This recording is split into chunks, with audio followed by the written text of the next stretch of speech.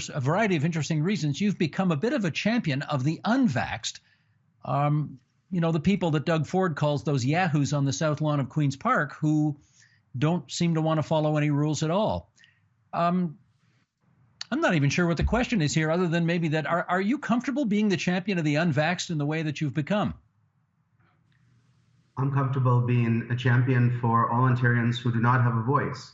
And regretfully, that's not what I asked you, though, Roman. I asked you whether you're comfortable being a champion of not just the vaccine hesitant, but the out and out conspiracy people, the anti-vaxxers. They like you.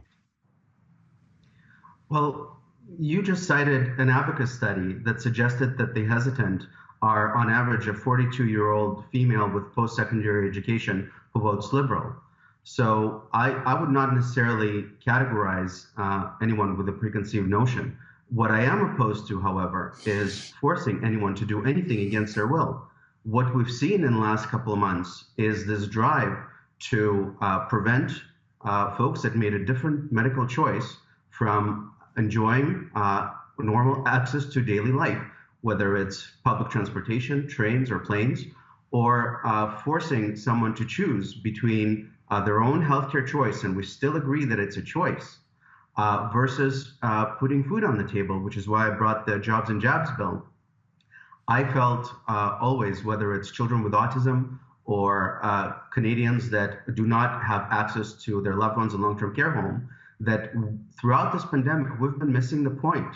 Public health has been wrong time and time again. And any suggestion that vaccinating the balance of the 10% will get us out of the pandemic is not grounded in any reality. Public health told us that we're going to exit as soon as we're at 70%, 80%. We're now at 90% almost of eligible Ontarians. And here we are back in lockdown. Passports and mandates didn't work because the places that they were supposed to safeguard are now in lockdown, such as restaurants or gyms, and that spread was not prevented. My focus has always been on demanding better service from government. Government has failed to build hospital capacity, and it is artificially choking hospital capacity. That's the reason we're canceling surgeries. We need to hire back all staff that was let go. We need to end the onerous. They were let go because they wouldn't get vaccinated. And we need to compensate hang on, nurses Roman, appropriately.